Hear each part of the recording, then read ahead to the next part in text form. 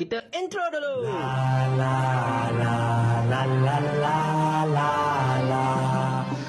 Akhirnya tuan-tuan dan puan-puan sekalian, kita menang, rakyat menang, kerajaan tak jadi nak buat beras madani.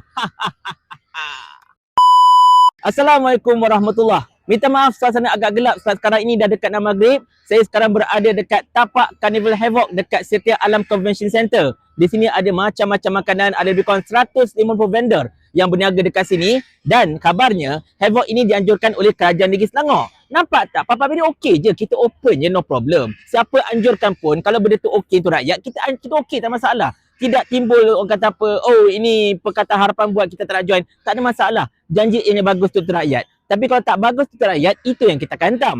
Sekarang ini kita berbalik pada isu beras madani ini, tuan-tuan dan puan sekalian. Sekarang ini, macam mana anda tahu, seperti mana yang telah dilaporkan oleh saya dan juga rakan-rakan, Kerajaan Perpaduan Madani ini khabar-khabarnya hendak memperkenalkan satu jenama beras, iaitu jenama beras putih Malaysia Madani. Di mana beras ini dikatakan akan mencampurkan beras tempatan dan beras import, dan akan dijual pada harga RM3.5 untuk 1 kg, RM15.5 untuk 5 kg, dan juga RM30 untuk 10 kg.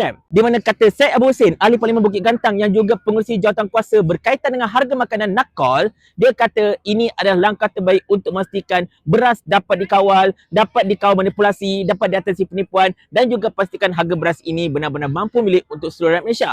Dan benda ini memang kami hentamlah secara asasnya. Saya hentam, Boyvara hentam, ramai lagi hentam sebenarnya tuan-tuan dan puan sekalian, dengan mengatakan cadangan ini cadangan yang mengarut. Kerana ini akan menyebabkan beras tempatan akan naik harga. Sebab 70% daripada penggunaan beras dekat negara kita ini adalah beras tempatan. Dan bila mereka campurkan, maka beras tempatan akan naik harga. Dan dalam masa yang sama juga, tuan-tuan sekalian, kita pelik juga. Beras tempatan yang dah berbulan-bulan tak ada dekat pasaran, tengok-tengok boleh muncul semata-mata untuk beras madani ini, tuan-tuan dan puan sekalian. Dan benda ini, bak kata setengah orang melanggar Akta 522, iaitu Akta Padi dan Beras. Di mana benda ini memang kami dah suarakan, dan ketika kami suarakan, ramailah anak papa duk mengamuk dekat kami. Kata kami ini memang tak bagus lah, kami ini akan membatas segala apa yang kerajaan buat lah, kami tidak mahu memikirkan tentang sawah lah. Macam-macam lagi benda yang mereka katakan kepada kami. Tetapi, suara kami akhirnya memang betul-betul mendatangkan impak. Kerajaan kabarnya tak jadi hendak meneruskan untuk membuat beras Malaysia Madani ini, tuan-tuan dan puan-puan sekalian, atas beberapa alasan. Yang pertamanya, alasan kerajaan ialah benda ini melanggar Akta 522, di mana kalau beras tempatan dengan beras import dicampurkan, dia kena dijual pada harga siling paling rendah RM1.60 untuk setiap kilogram, dan paling tinggi RM1.85 untuk setiap kilogram. Manakala kalau nak ikut Syed Abu Hussein punya perangai, dia nak jual RM3.5 untuk 1 kilogram, ini telah melanggar akta, tuan-tuan dan puan sekalian. Selain daripada itu juga, benda ini akan menyebabkan gangguan rantaian beras dekat pasaran. Sebab sekarang ini kata kerajaan, beras tempatan susah nak dapat. Tengok-tengok nak buat lagi beras Malaysia Madani. Kalau beras tempatan tak cukup, yang akan banyak digunakan adalah beras import. Tetapi beras import ni sangat-sangat mahal. Jadi ini akan mendatangkan kerugian kepada pengusaha sebenarnya, tuan-tuan dan puan sekalian.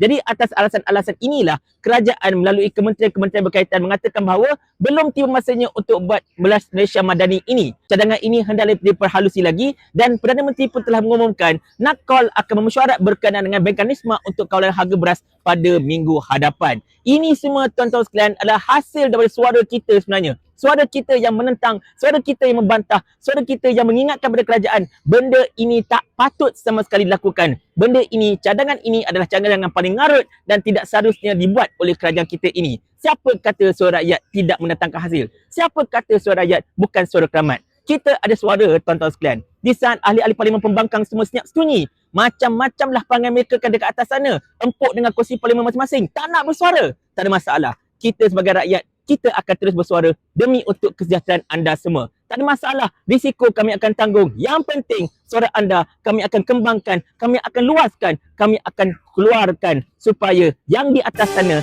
dapat mendengar suara kita yang benar-benar mahukan kesejahteraan untuk rakyat ini, tuan-tuan sekalian. Tetapi apa-apa pun yang paling penting sekali, kita telah mencapai kemenangan. Kita menang, rakyat menang. Alhamdulillah. Dan kepada anak-anak papa yang duk kutuk saya sama ini, yang kata saya macam-macam, yang kata saya tidak mengenangkan nasib pesawah dan sebagainya, saya cakap terus terang, P. Ramlee, tanyakan soalan ini pada mereka, biar padan dengan muka. Mau tak tuan hamba kalau hamba kirimkan ke akhirat?